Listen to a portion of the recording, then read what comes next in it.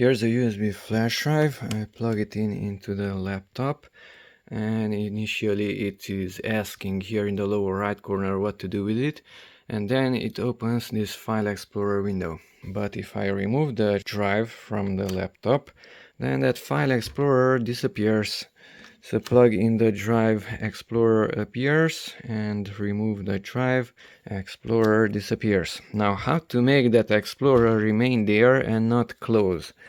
Insert the flash drive or even a SD card reader, and all you have to do is go somewhere else. Now currently I'm on the drive G, which is the flash drive, and let's say to drive F.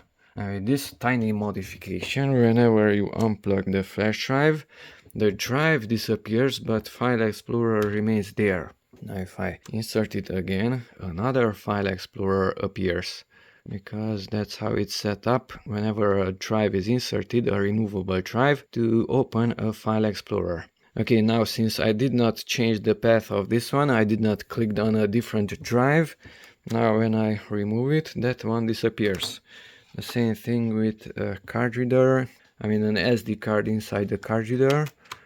Now file explorer appears, and if I go to a different drive, let's say that one, even if I remove it, file explorer did not close.